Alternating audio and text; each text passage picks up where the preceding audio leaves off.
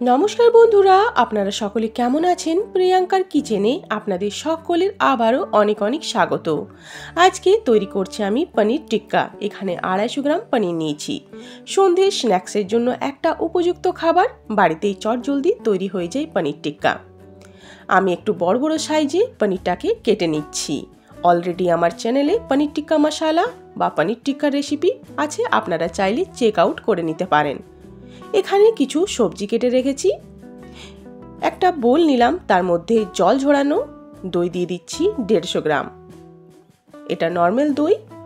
1 চামচ হলুদের গুঁড়ো, 1 চামচ কাশ্মীরি রেড চিলি পাউডার, 1 চামচ দিয়ে দিচ্ছি গরম মশলার গুঁড়ো, 1 চামচ ভাজা জিরে গুঁড়ো, কসুরি মেথি দিয়ে দিলাম, এতে ফ্লেভারটা খুব ভালো আসবে।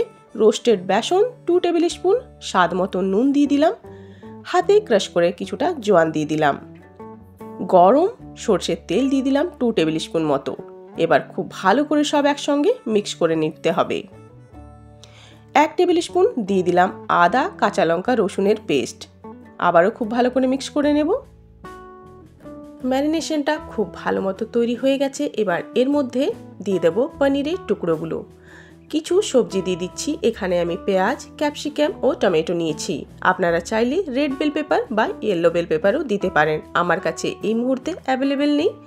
যেটা থাকবে সেটা দিয়েই খুব ভালো মতো তৈরি হয়ে যায় পনির টিক্কা। খুব হালকা হাতে ভালো করে মিক্স করে নেব। পনিরগুলো ভীষণই সফট, ভেঙে যাওয়ার ভয় থাকে। 15 থেকে 20 মিনিট রেস্টে রেখে দিয়েছিলাম। এবার চলুন পনির টিক্কাগুলো তৈরি করে নিই। এখানে আমি কিছু ব্যাম্বু স্টিক নিয়েছি, এগুলোকে 10 মিনিট জলে ভিজিয়ে রেখেছিলাম। এতে কি হবে, পনির টিক্কাটা তৈরি করার সময় স্টিকগুলো পুড়ে যাবে না, আর সবজিগুলো খুব ভালো মতো স্টিকের মধ্যে গেঁথে দেওয়া যাবে। এবার এর মধ্যে এক একটা ক্যাপসিকাম, এক একটা পেঁয়াজ, এক একটা পনির এইভাবে গেঁথে দিতে হবে। পনিরগুলো ভীষণই সফট, একটু হালকা হাতে করে নিতে হবে, না হলে ভেঙে যাওয়ার ভয় থাকবে। এক একটা পেঁয়াজ, এক একটা টমেটো দিয়ে দিলাম, আবারও একটা পনির দিয়ে দিচ্ছি। পনিরটাকে হোল্ড করার জন্য একটা ক্যাপসিকাম এভাবে দিয়ে দেব।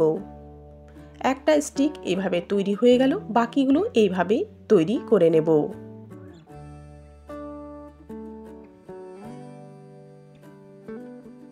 রেস্টুরেন্টে গেলে এরকম পনির টিক্কা দুটো স্টেকেরই মোটামুটি 75 to 80 রুপিস নেয়।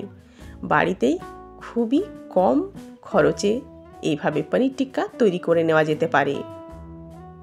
সব পনির টিক্কার স্টিকগুলো আমার তৈরি হয়ে গেছে। চলুন তাহলে এবার সেঁকে নেওয়া যাক। একটা গ্রিল তাওয়া গ্যাসের মধ্যে চাপিয়ে দিয়েছি।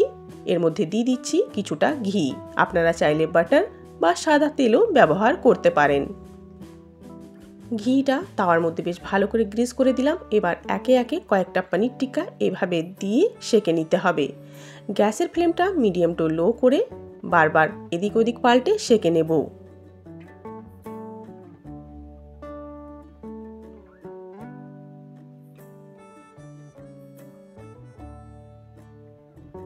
একদিকটা হয়ে গেছে, এবার এক এক দিকটা চেঞ্জ করে দিতে হবে। পনির টিক্কা সবজিগুলো একটু ক্রাঞ্চি থাকে, সেটাই খেতে বেশি ভালো লাগে। ওভারকুক হলে কিন্তু ভালো লাগবে না। স্টিকগুলো সব এভাবে আমি এপাশ এপাশ করে পাল্টে দিয়েছি। পনির এমনিতেই সফট। পনির টিক্কাগুলো তৈরি হয়ে গেছে। চলুন তাহলে এবার সার্ভ করে দিই। বাড়িতেই খুব চটজলদি তৈরি হয়ে যায় বড়দের বাচ্চাদের সকলের পছন্দের পনির টিক্কা। বাড়িতে তাহলে এইভাবেই তৈরি করুন। আর আমার রেসিপিটা আপনাদের কেমন লাগলো অবশ্যই জানাবেন। ভালো লাগলে লাইক, কমেন্ট, শেয়ার করবেন, আর প্লিজ আমার চ্যানেলটাকে সাবস্ক্রাইব করবেন।